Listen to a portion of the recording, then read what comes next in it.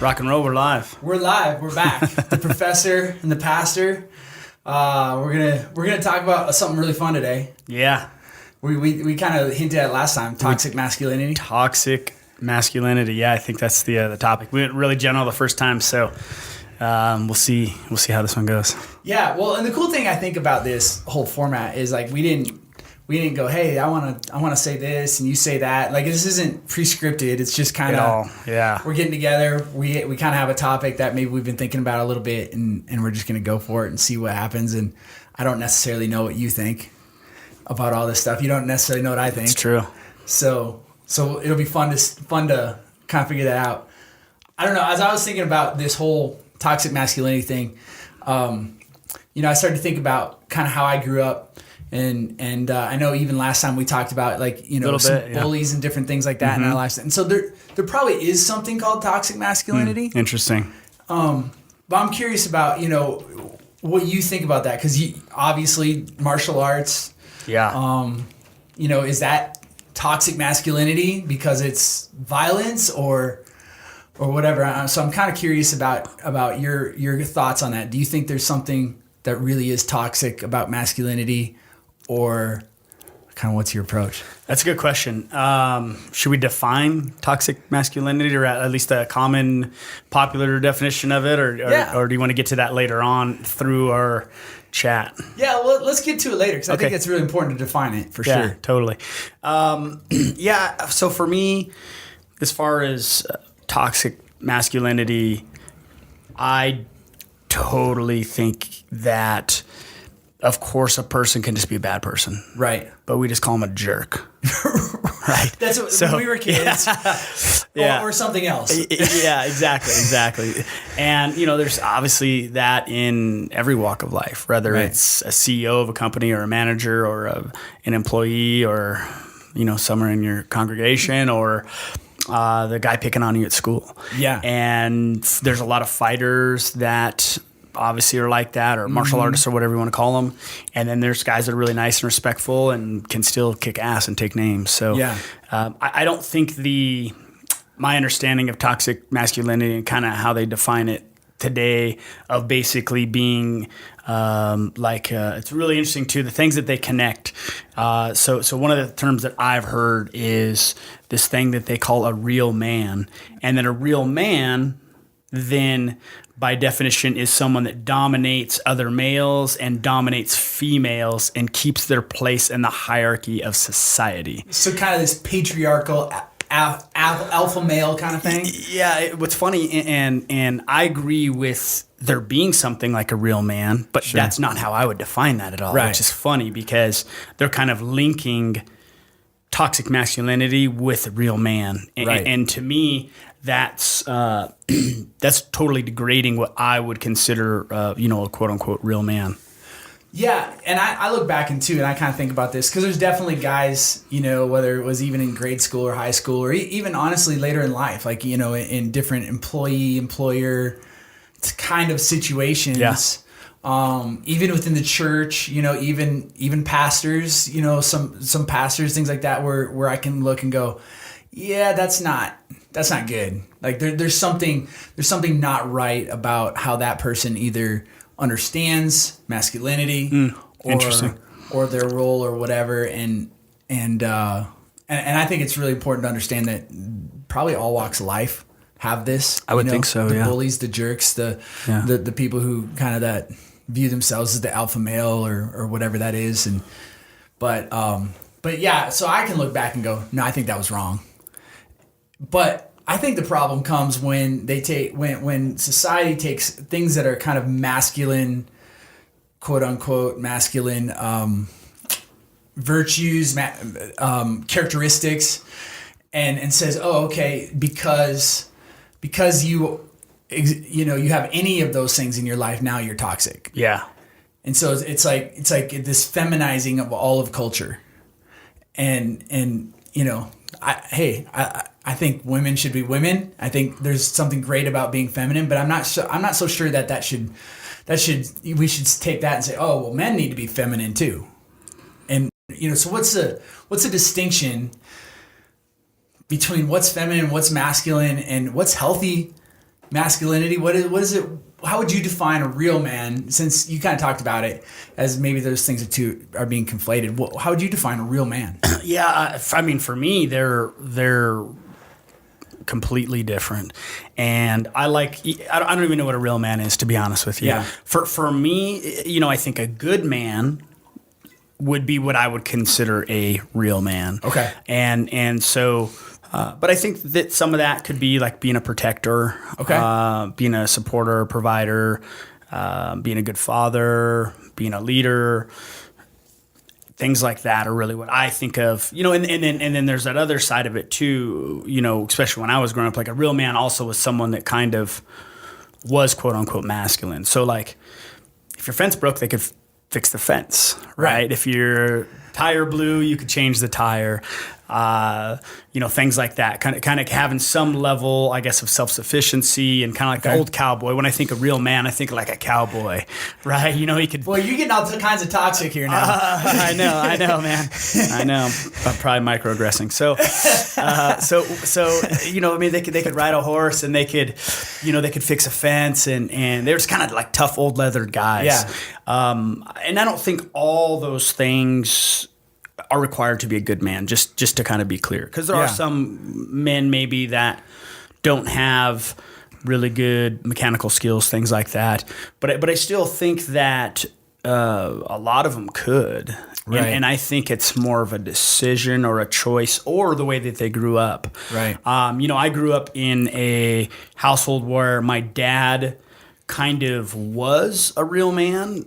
And then, you know, as a child, because he grew up in Illinois on a farm, and his brothers and his sisters and his siblings and his dad were kind of like those real men. And then he decided to go the other route and was an athlete as a child, but then later on was just an intellectual. So he was an electronic engineer and was a really good athlete as a child, but kind of quit all that for whatever reason. And I think, honestly, just out of sheer laziness, didn't want to fix the fence or change the tire on the car. But he did have that ability. Right. And so, unfortunately, because of our relationship with him, that was never passed on to me. Interesting. So I didn't become a real man until, you know, I started doing martial arts. We've talked about this before.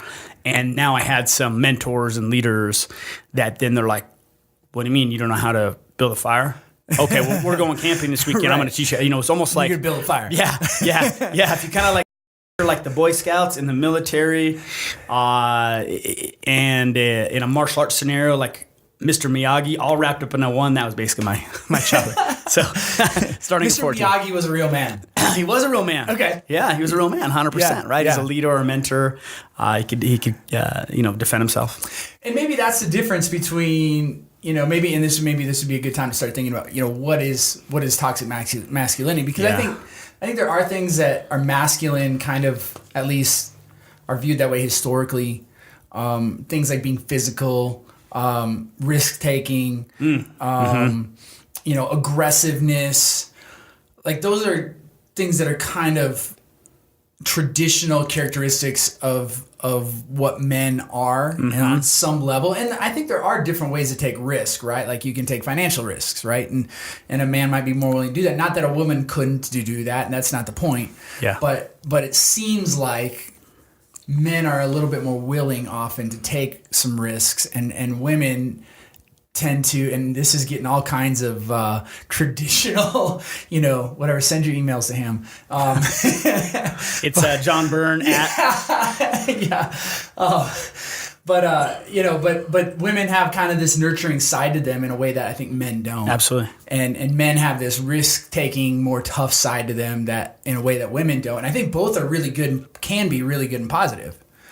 And you look at martial arts is violent. It's punching people, putting them in holds, making them submit, you know. And so some people might even look at martial arts and go, well, that, you know, that's toxic masculinity because it's violent, you know. But there's some virtuous sides of those things, isn't there? I think so, absolutely. You know, I mean, you know, if you think about how we've grown up as a society through the ages, in general, men were protectors, right? Yeah. And you know, of course, you have famous female Joan of Arcs, and you know, just things that sure, absolutely. very powerful women. Absolutely. And but in general, if you just look at, you know, take the muscle to fat ratio, the height, the weight. Again, hey, I'm a little guy, so I can say that. So, but if you know, but most men are generally more testosterone. Right. You know, hormone levels are bigger, muscle mass is bigger. They're able to exert more force with their muscles. They're larger humans. All those things. I mean, they're designed basically to be the warriors of society, right? In my opinion. And again, it doesn't mean you can't flip. So of course you're going to get a male that could be the scholar or the person that, you know, tans the hides and makes the meals and preps the tribe. Sure. But in general, right? So percentiles, right? Those are biological differences 100%. That are pretty much, they're undeniable. Well, I would agree with that, but there would be a lot of people that would argue with me. But I would say they're undeniable. Yeah. And again, we're talking percentiles, right? Right. So like you would say, the percentage of dogs have 4 legs. Right. Are there dogs with 3 legs? Yes. Yes. Yeah, there's a couple that are born that way, right? Yeah. Or they lose their leg or whatever. But in general, you would say a dog has 4 legs. Right. And I would say in general, men, they have more testosterone. They are more aggressive. And biologically, they're designed to be that way. Yeah. That's by design. And you even talk about like protectors. Yeah. And again, that's kind of a traditional view of men that your role is to protect. You even mentioned provide. I agree with that. You know, I think on some level, and not that it can't be reversed. I've got friends where they're kind of stay-at-home dad and mom, you know, the wife provides because she's got certain skills that are marketable or whatever. That's not necessarily what. So if my wife wants to become a sugar mama at any time, I'm ready. Yeah, I'll echo that. Mine too, man. Maybe your wife and my wife can go start a business. We can just chill. Just hang out. We'll just do podcasts all day. That's right. Train and do podcasts. Yes, I like that. I like that idea. But there is that. I think some of those are traditional values, and maybe that goes back to a time when, you know, the world was different, right? Like some of the skills that men had, or the physiological differences that men had, made them more capable of providing on some level because of farming and the hard work. It is not that women can't farm or anything like that, but maybe it goes back to that. I don't know, but I think that those are things that men often find their identity in their ability to fulfill those roles. And when that starts getting taken away from them, I think oftentimes they'll lash out. They get frustrated. I agree. I think as our society goes more and more feminine based, and I think that is what's happening. I think more and more teachers are becoming female, and then I think being more of a female driven subset of society. Yeah. So basically education. The men then that are getting into it are more like that. So you're not going to get this ultra alpha male that's generally a school teacher. Right. You're going to get a more feminine male in general. And that's a percentage thing too. Like you go look at, especially elementary school teachers, right? Yes. Like there are some men elementary teachers, but there's not a lot. Not a lot. And the ones that are very docile, in my opinion, very docile. I hate to use the word beta, but they're more of what you would consider a beta versus a super alpha. They have a nurturing kind of absolutely aspect to how they view things. Absolutely. And then I think it's interesting because because I was primarily raised by my mother versus my father, that I was so lucky to get male mentors, because I grew up in where it was like aggression. My mom didn't like aggression. She was a mom. So it was like, when me and my brother were like, pom, pom, pom. No, oh my gosh, you're going to kill each other. Whereas like you're talking about males, that's just kind of what they do. Right. It's just like if you put 2 little lion cubs together, they're going to play fight. Right. Because they have to do that to be able to survive in the wild. Right. And generally male children do that more than female children. And I think that's something that's okay. And so I think now when you propagate that against a larger society, like an entire elementary school, so it's not just one family, it's 500 families. Now you get, every time little Johnny does anything that's considered aggressive, which to me is just typical male behavior, they get in trouble for it. Yeah. And so now you've got building blocks of society happening every day, especially because kids spend just as much time at school as they do at home. So now they're getting reinforced with these like feminine virtues. Well, and I think you brought up school, and I think that's super important too, because school seems to be a place that's kind of set up for the learning style of a female. Oh, interesting. I never thought about that, actually. In the sense that, you know, I mean, my son Joe, and he's like little hyper dude, right? Like yes. He just, I was watching his basketball game the other day, and he just ended his basketball season, and he was in the huddle, and you know, during a timeout or halftime, I don't remember what it was, some kind of timeout or something. And he literally just started like jumping. He's like jumping in the huddle and like wiggling his arms, and it was just hilarious. But he's just kind of a hyper dude. Like he's constant energy.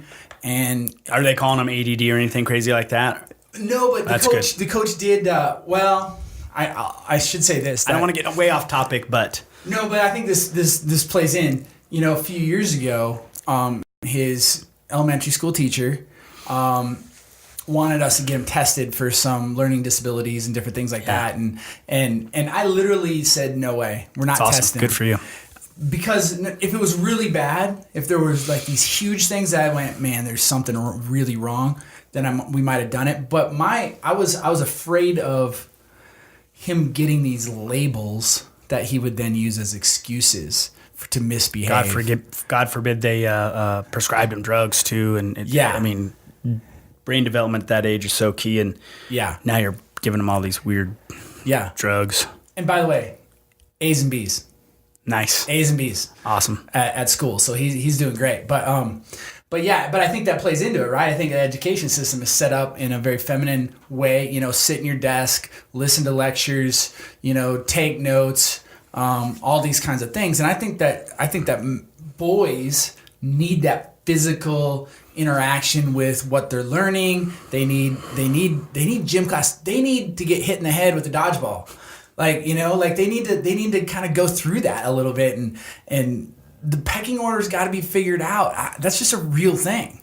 And if you create this environment where none of that can be done, I think it actually hurts masculinity. Now, I'm not saying you should let fights go in the hallways or anything like that, but there's a place for that physical, risk-taking kind of personality and those characteristics to be encouraged. And I think about, you know, you talk about warriors. Yes. You know, can you imagine a bunch of Navy SEALs who aren't willing to take risks?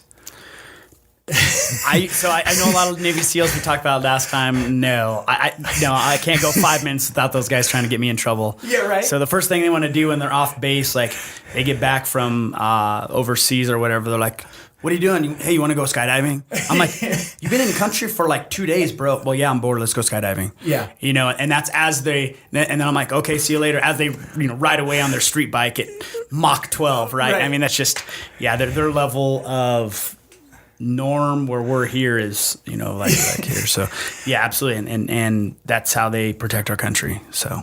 Well, and that's the thing is I would never want to send somebody off to protect me, to protect this country or whatever, my home, anything, if they didn't have that risk-taking aggressiveness that might be necessary to defend, absolutely, to fight. Absolutely. And I just think that's so important. We're losing a lot of that toughness and a lot of that risk-taking. Yeah, I heard a story. Who was it? This is a really interesting story.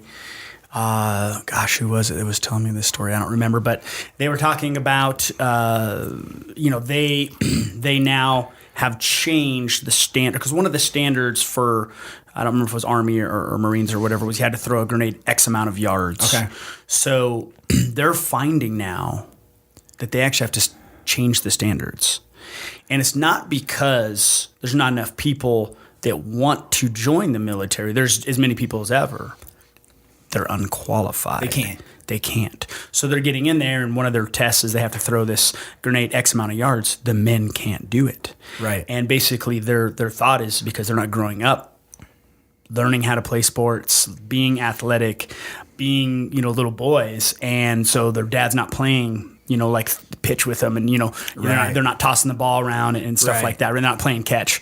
And so literally it's like they're throwing now at what the female standard was like 10 years ago, which is pretty wild when you think about that. So they're actually considering lowering the standards of that so that way people pass. Man. Pretty wild, right? That's scary, because where does that end? I don't know. I'm telling you what, if someone needs to drag me out of a building, you know, I mean, I want the dude that can do it. Yeah. Right? I don't want the guy that they can't pick me up. Yeah. Or for that matter, the woman that can do it, but she better be able to do it. 100%. Yeah. Hey, and I'm down, man. If you got, what's her name? Gabby Garcia. You got Gabby Garcia. She'll throw me up on the shoulder, man, and run up those stairs. Yeah. Yeah, cool. But, oh, man, that is scary.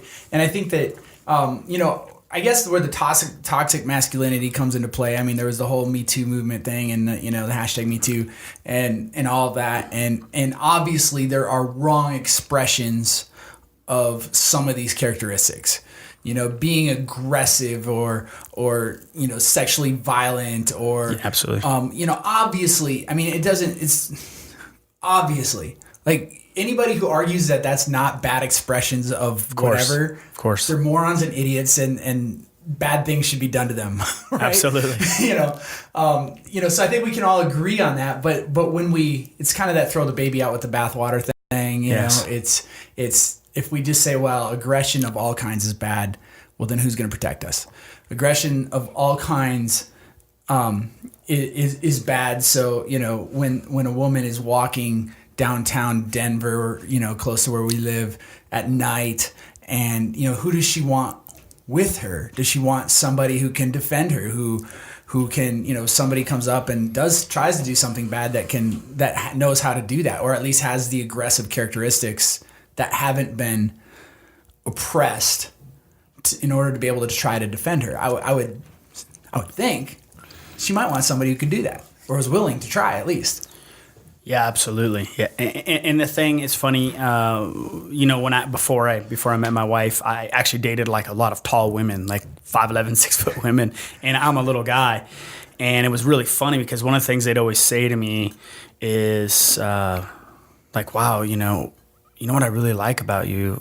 That I feel safe around you. Yeah, it's funny because you'd see her and me like walking, right? And it was, again, I'm not a hyper aggressive person. I think most people that meet me would actually say probably the opposite.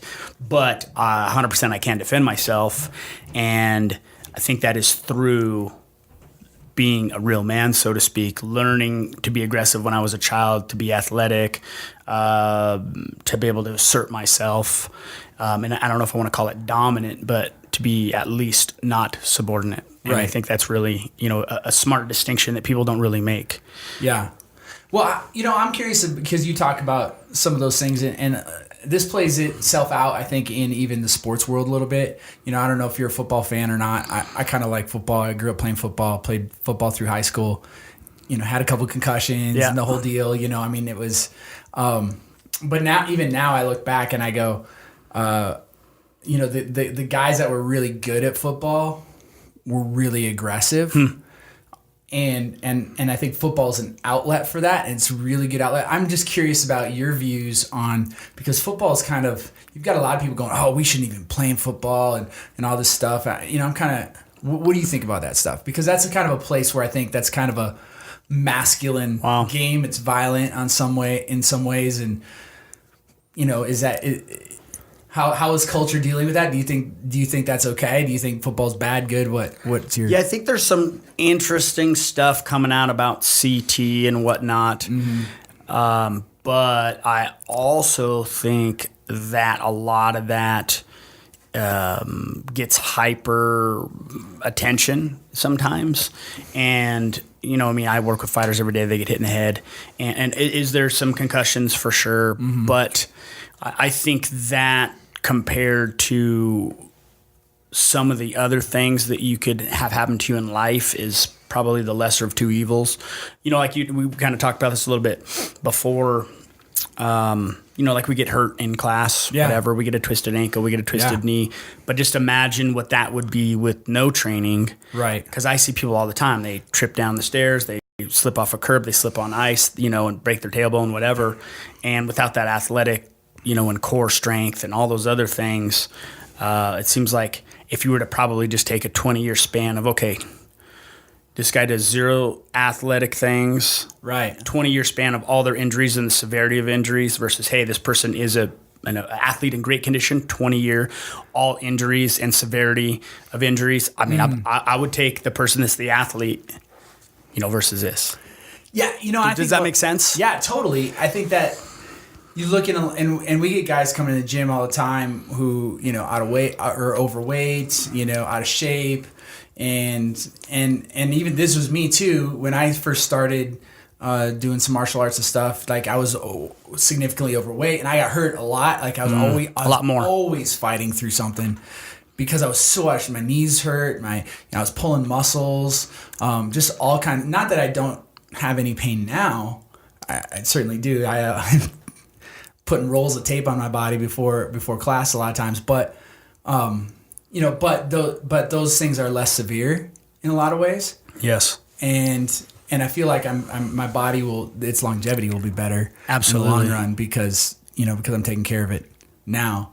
But there's risk involved with that, right? Like I can get hurt. I could get a concussion.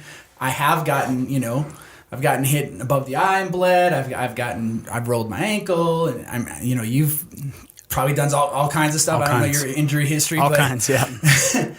But there's risk involved with that, and I think when it comes to things like football, those kinds of things, there's kind of this balance of making it as safe as we can without totally taking all risk out of it.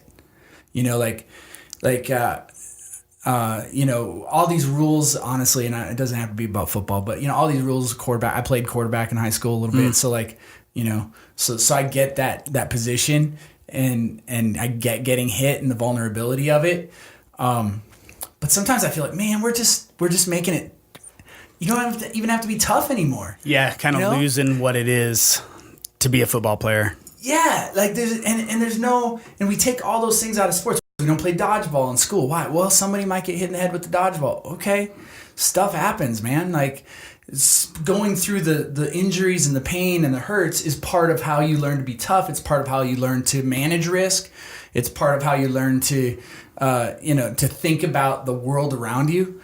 All those kinds of things. I don't know if you know this. This might be interesting. I just thought of this. There's a while ago, maybe a year ago, I ran across this article. In the UK, they started to have playgrounds that had dangerous items in them. What would be a dangerous item? Anything from like saws, like hand saws, to like yeah, you're right. Okay. To like bricks and pieces of wood. Okay. And stuff like that. And they were beginning to let kids play in these areas. That's crazy. Because what they found was that the kids needed to have that risk, and they might make a mistake, they might hurt themselves. Now they wouldn't just let them go by themselves. Yeah. It'd be supervised, but they would learn. Yeah. Huh. Interesting. That's pretty wild. Yeah. I'm not necessarily promoting that. I'm just saying they did it. So yeah. I think it's an interesting reaction to maybe some of the stuff that's been going on. I do too. Yeah. So I think it's played out in culture in a lot of ways. Whether it's football or sports or whatever, like the risk being taken out of things. I think risk is really good. I think aggressiveness, when nurtured and managed properly, is really good. I told my son one time, several times, I said, look, you ever start a fight, you're going to be in a lot of trouble. You ever have to put an end to one, I'm kind of okay with that. Like there's an ability to manage it and go, it's not okay to be a jerk and a bully and all those kinds of things. It is okay to use those things to protect and to defend, I think. But how do you see when you talk about when you think about or toxic masculinity? Are there ways? What are some of the ways that you see, especially martial arts and those kinds of areas, that you see men exercising some of those characteristics in really negative ways? I mean, I see it all the time. I see it in everything. I see, you get people that they can't control their emotions. They get angry. They try to hurt people. In the greater scope of things, you see like the Mayweathers and the guys like that are just like basically doing everything wrong. Right? I mean, they're just jerks. They talk poorly to people. They treat people poorly. They're hyper aggressive to reporters, to other people, to I think even a couple of them don't know what happened with the charges, but have even had domestic violence charges. And again, like we talked about before, obviously we're not saying that's okay.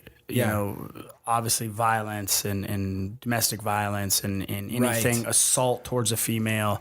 No one thinks that's good. If anyone thinks that's good, they're just a psycho. So I don't think we're talking about that. But there are times when that happens. But again, I wouldn't link that with masculinity or toxic masculinity. I think that's just a symptom of that person just having problems. Right. And I think women can have the same thing. I mean, there's multiple. What was the lady with John Benet Ramsey, right? And they did all the weird stuff with that kid, that child, poor child, and the lady. I thought you were gonna mention what's her name, Bobbitt or whatever. Yeah, Lorena Bobbitt. Yeah, Lorena Bobbitt. Yeah. I mean, what's that? Toxic femininity. I mean, that lady just snapped and was crazy and did something horrible to another human being. Right. And the lady that drowned those kids or whatever, I don't remember. Drowned her own kids in the bathtub. Or is that? I don't remember exactly the case, but so there's just bad people out there, I think. And I think the interesting thing is when they talk about so I looked up toxic I didn't spend a lot of time, but and so they call it, I think, hegemonic masculinity. Yeah. And then so I was like, well, what's hegemony? And then so I looked that up, and then they talk about cultural hegemony, and what that is. I hope I'm pronouncing it right. I probably sound like a moron, but that's okay. I'm not that smart anyway. And so when when that's like basically cultural dominance, but specifically with the people that lead that society. And, so like Caesar or, a political leader or something like that. And then basically that their ideals and thoughts and behaviors kind of move down throughout society, throughout the hierarchy of society, basically from the top down. And I think that's the argument with toxic masculinity, is that the people, AKA the toxic men, are trying to push that aggressive behavior and dominate throughout the entire stratus of society, which I think, if anything, it's just the opposite. And, men are really being kind of trying to be controlled at this point as far as being able to express themselves. The pendulum swung the other way. Yeah, it swung the other way a little bit. Yeah. Absolutely. Well, and I think that's really true. I think it's not so much that, because there's always been, right? There's always been. If you're gonna say, toxic masculinity, well, the term might be recent. The reality that there's always been bad men, just like there's been bad women. They just always has been. They're always going to be part of society, and I think that. I was thinking about this. I'm a pastor, so I think about this biblically a lot. And I go back, I look at Samson, and man, he was a bad dude in some ways. I look at David, who's kind of a hero in a lot of ways, but he was a bad dude in some ways. And you can kind of go through a lot of these, even the heroes of Scripture. You find these guys, right, and they have these characteristics, and they take some of the masculine things of the ones that are men, and there's some great female heroes as well, but the ones that are men, and they exercise those in really bad ways. And I just go, this isn't new. This has been around for forever. It's probably not going away. There's bad women, there's bad men. I think the thing that I struggle with the most is this, that the word toxic masculinity is linked, instead of just saying, hey, there's toxic behavior. Absolutely. Or there's toxic, linking it with something else. Now we don't really have toxic femininity, for example. You kind of mentioned that earlier. Yeah. But we have toxic masculinity. So I'm saying, wait a minute. Like, isn't there good masculinity? Absolutely. And so it's so frustrating to see, and I experienced it, and I'm sure you have too. You spend any amount of time around, especially guys that are just a bunch of guys. Like, you're gonna find some, and there's gonna be behavior that's probably not good, that kind of stuff. Hopefully it's managed on some level, but it's always going to be there. And I think my biggest complaint is that our culture has shifted so far to the other side that now just being masculine at all is almost viewed bad. Like, you're a man, you're bad. And the Me Too movement was really, I think, good in some ways, because it brought to light some really significant problems in a lot of areas of society with in regards to this, but that also went too far, in my opinion. Mm-hmm. And that also, all of a sudden, you had people going Me Too because somebody once told a dirty joke in front of them, and it's like, I'm like, okay, that wasn't, okay, you were offended, but that's not the same thing. Yeah. You weren't abused. Yeah. And there's a difference, and obviously many of those people were abused, so I don't want to belittle that. But, of course. Yeah, that's real, and of course we care about them. Like, those people need to be heard. Yeah. But like you said, then you have the other person, right? That, well, you might as well wrap yourself in bubble wrap and never leave your house. Yeah. Yeah, and then you're a man, so you're too aggressive. Well, okay, I guess. I mean, I don't know what's too aggressive. Where's that line drawn? I think there's some place where you can go, okay, obviously you passed the line somewhere before you got here, but where that is exactly, I think that becomes difficult, and you've got culture kind of saying, all these you talked about microaggressions earlier. Yeah. I always tell people I don't microaggress, I macroaggress. Nice, perfect. So if I'm being aggressive, you'll know it. Yeah, yeah, it'll be on purpose. It'll be on purpose and intentional. If you think it's a microaggression, trust me, I wasn't trying to be aggressive. Yeah, absolutely. And I like exactly what you said, and I think that is the key. Toxic masculinity. Like, why do those even have to be linked in any? It's just toxic behavior, toxic personality, toxic person, whatever it is. It has nothing to do with masculinity. Masculinity is just masculinity, and that's just what it is. But I don't see how you could even link those two, because again, if you swing it either way, I mean, a female could say something belittling to a male and vice versa. All the time. Sure. For sure, absolutely, and vice versa. So why would you even link those two together? It's totally bizarre. It's almost like the microaggression thing. Again, I don't want to get off topic, but how does that? What is a micro? Like, how do you link those two? Right. No, you're either aggressing me or like you're not. Right. So aggression by its nature isn't micro. So it's just so. Again, it's almost like putting these two things together that don't even match, but somehow people are trying to make them match, and it makes it even weirder to me. Yeah. Does that make sense? Yeah. Like microaggression, toxic masculinity. Okay, just take one of those away. Hey, man, you're being aggressive towards me. Cool. That makes sense. Yeah. Or hey, you're being toxic. You're being like a toxic person. That makes sense. Right. But when we start linking these things together, that doesn't make sense to me. Yeah. You're toxic because you're masculine. Wait, what? Yeah, it's bizarre. There's a healthy masculinity, and that's what we should lift up. The Gillette commercial. Did you remember the Gillette commercial? Did you watch it? I did. I'm trying to think of what it was. I remember what they basically. I just saw it on Facebook. Yeah. And of course, I had to look it up too because I didn't. And I just remember a lot of people going, "Congratulations, Gillette! You just lost like $10 billion in business this year." Right. But I don't remember. Maybe you can remind me of what it was all about. Well, it's been a while since I saw it, but I looked it up right at, kind of when everybody was making a big deal out of it. Yeah. I'm like, what did they do? But here's the funny thing about the Gillette commercial is I think at most times in history, people wouldn't have thought twice about it. I watched it and I actually kind of was like, okay, like I didn't really understand what the big deal was, because when I watched it, I saw a bunch of dads, kind of with their kids going, hey, bullying's not okay. Right. Bullying's not okay. I think we can agree on that. Nobody thinks bullying is okay. And so it was kind of this, kind of that whole thing. But I think we need like one of those studio guys. We can just put it up, okay, so we can watch it and then we can talk about it. Yeah, right. Yeah, but I would be curious. So it's a bunch of dads with their kids bullying. Yeah, I mean, I don't remember in detail, but there were kind of these messages that seemed to watch it. Yeah, that seemed to be like, these things aren't okay. And quite, I use a Gillette razor, so I still use a Gillette razor. I watched the commercial and I thought to myself, I went, okay, at a different point in time where people weren't making this big deal out of toxic masculinity, where the word toxic and the word masculine weren't linked in this way that I think is really unhealthy, nobody would have thought twice about it. So was it an anti-toxic masculinity commercial, or was it a pro-masculinity commercial, or what was it? Yeah, it was. I think the intent behind it was kind of this anti-toxic masculinity thing. But then some people took it as you're condemning me because I'm a man kind of thing. You're condemning these masculine characteristics. Gotcha. And it was I just found the so response almost had swung too far again.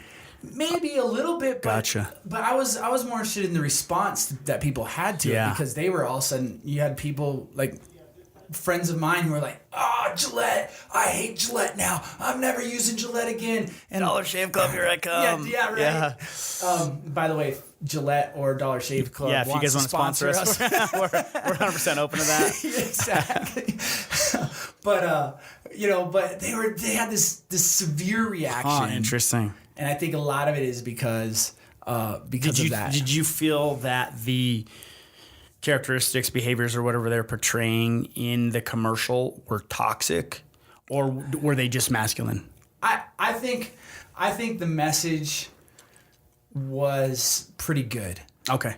Pretty. So the boys are being little jerks, or at least, they didn't portray them being bullies necessarily that I remember, but they definitely addressed this kind of bullying behavior and kind of say, hey, that's not okay. Gotcha.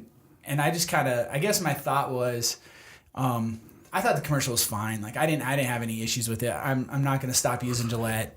I'm not necessarily defending Gillette. I don't know everything behind it, and some people had more of a problem with it than I did. But I just think it was anti-toxic masculinity, whatever that is. Well, we kind of talked about what it is, but I didn't feel like it belittled masculine behavior in general. Just a sub portion of it, like the bullying, things like that. Things that again just is unacceptable behavior. Yeah, and I guess my point is this: that the words toxic masculinity have created now this battle. Yeah, like between people that, now everybody's jumping off one side or the other and going, gotcha, and going, hey, toxic masculinity is, horrible and it's everywhere and we got to stamp it down. And so, they're kind of on that side. And then the other people who are like anything that addresses any character flaw in masculinity at all is now stupid and dumb, and everybody should ignore it and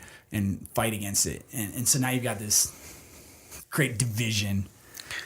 I think there's somewhere in between that we need to be. Yeah, absolutely. And again, I think that's what happens though when you create these oil and water combinations. I think that really shouldn't be mixed. Right. You're gonna split it somewhere.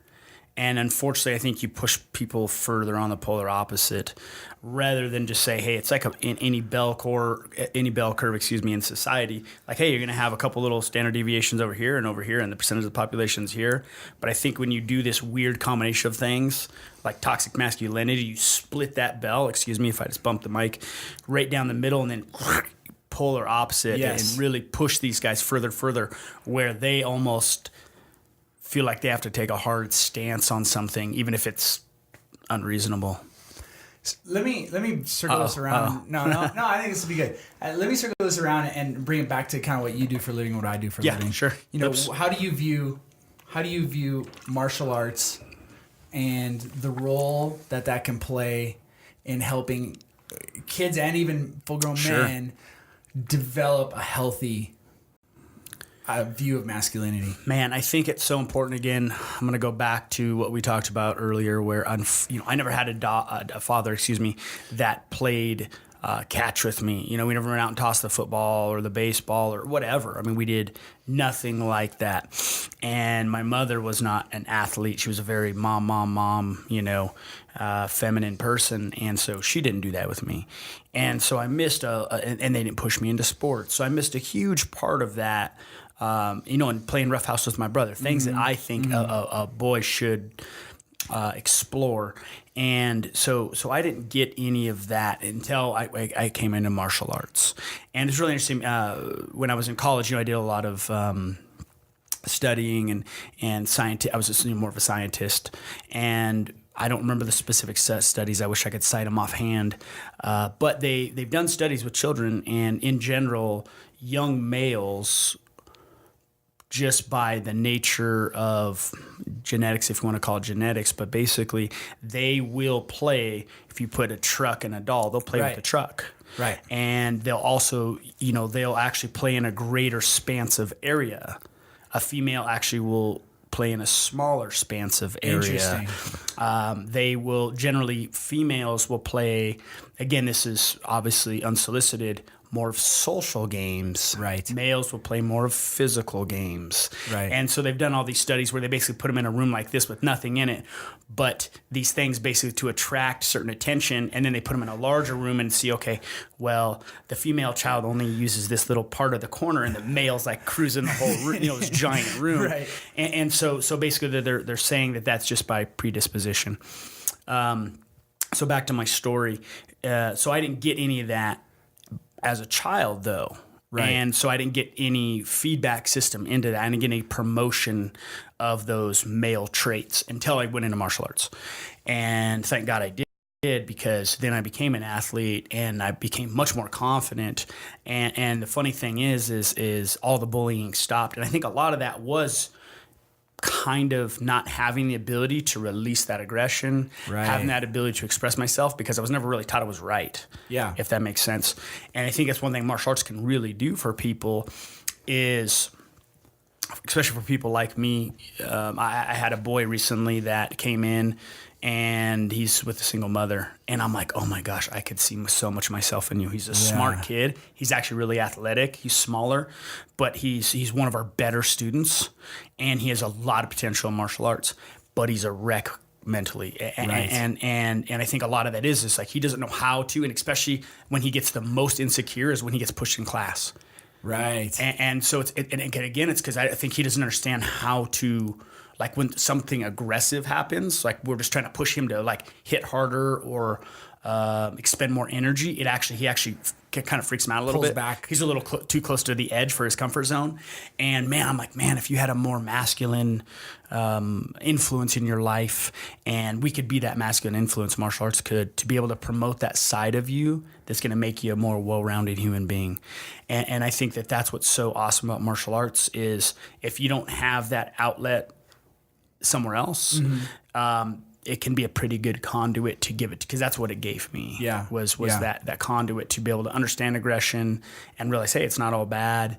Be able to harness my own anger. Right. I had a lot of anger and harness it in a positive manner. So I'm not maybe beating up a kid at school, but I'm beating up a bag, or a focus mitt or a tie pad, whatever it is, in the academy, in the gym. So I think it can do a lot of those things, and then show them also a positive male. Maybe they don't have a positive male in their life, but that is masculine and can, if they want to, be aggressive. Right. But not to the point of where it is a toxic behavior. Exactly. Yeah. So that's what I feel about martial arts. Yeah. Well, and the discipline too, I think that is so important, and I think that helps them discern. I've at times been around the kids program at our gym a little bit, and I love that. I know there's been times where kids have started to use those in a bullying kind of way, and like that's not acceptable at the gym, and that's put an end to. If that story ever reaches the people at the gym, they're like, nope. Absolutely. You can never do that. You can never do that. And we're certainly not going to train you if you're going to do that. That kind of stuff. And I know that's happened in the past it doesn't happen all the time, but it's certainly happened. Yeah. And I think too, from my perspective, and again, we have a little bit of a similar story in the sense that I had multiple dads throughout my life. And so I didn't have that consistent influence from a dad. And so my mom basically raised me with some dad type figures along the way. It gets complicated, but anyways, and so I always look back, and even when I was playing football and stuff, and wished I would have had a dad at the time that knew how to really help me with appropriate levels of aggression, because I was an okay football player. I wasn't great. I probably had enough talent to be better than I was, and I wasn't going to ever be a superstar, but I probably had enough talent to be better than I was if I could have understood that. Like, when is it okay to be aggressive? When is it okay and when's it not okay? And how do you do that? How do you be aggressive in one moment and then be, a good man of character in the next, and or really in both moments, because you can be a good man of character and have aggression in the right moments. And I think that when it comes to my faith and being a pastor, I actually look back, and people they have these views of Jesus, and he's like this passive, meek and mild, like they almost make sometimes. Sometimes. Right. And then there's those moments where he like flips the tables and in the temple and goes after guys and like physically he's flipping table. He's acting out aggressively physically. And I think, well, yeah, okay. You forget about those passages because you like the meek and mild Jesus, who they almost make him feminine. But when you read the Gospels and the confrontations he has with the religious leaders at the time, you read the portrayal of him in the Book of Revelation and all of these things, and he's meek and mild when he should be meek and mild, but he's aggressive when he should be aggressive. And I think that's a healthy understanding of masculinity is going, there are times to be aggressive in the right ways for the right reasons. And then there are times where being meek and mild and all those other things can be very masculine when done in the right way. And so I think that's kind of, when I think about masculinity in the church, I go, man, we need to help men be men. So we did something last year. We had a men's event called Guns and Grub. Oh, nice! I love it. So we went up to the mountains. We shot a bunch of guns and had a good time. And then we went out and ate chicken wings, and it was great. And it was kind of this, hey man, we're not that women can't shoot guns. I mean, my daughter knows I'll shoot a gun. My wife knows I'll shoot a gun. Absolutely. Like, I'm all for that. And some of the women were mad. They were like, hey, well, we want to do that. And so I was like, well, you guys can do gals, guns, and grub or something, Yeah. And you guys can have whatever. But it was really an outlet. It was one of the best events we did because it was really an outlet for a lot of the men in our church to go do something that's kind of generally viewed as a masculine thing to do in a really safe way and have a lot of fun and uplift. Hey, being a man is good when it's done right. Yeah, giving a little bit of validity to it's not necessarily bad. And that's the thing too with the man, it's bad to be a man sometimes these days with the toxic masculinity thing. And I'm doing an event, speaking of that, just reminded me of an event I'm doing at the end of this month called Man Day. Oh, nice. And it's in Oklahoma. It's in Enid, I don't know if that's pronounced right. Is this that car thing you guys Yes, it's the car thing. Nice. Yeah, Man Day, and it's in Oklahoma, and basically it's only men, and we go out and we shoot guns. Nice. And we blow stuff up and we race cars, and we do what we'll call a pond race. So it's basically like if you picture there's a pond and then a racetrack around it, made out of dirt with jumps and hitting other people is 100% encouraged. And the way we get these cars is we buy a cheap car, we fix it up.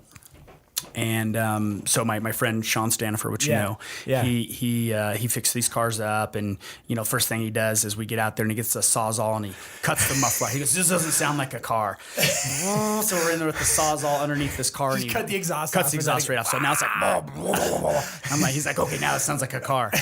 And then we paint him and cool and stuff like that. Yeah. But then we take him to Oklahoma and we put him up for auction. Nice. And all the money from the auction, all the proceeds go to build wells in Nigeria, wells and churches actually. Awesome. In Nigeria. Awesome. Because there's a lack of fresh water there.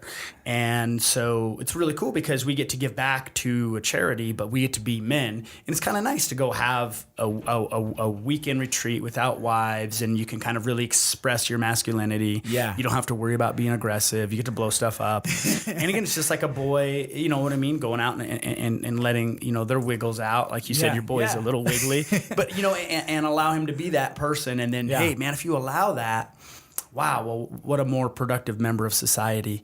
So anyway, that's a cool event. That reminded me of the event that you just told me about. Pretty similar. Yeah, well, and that's cool because you're taking proceeds and you're really doing something that's really beneficial for society as a whole.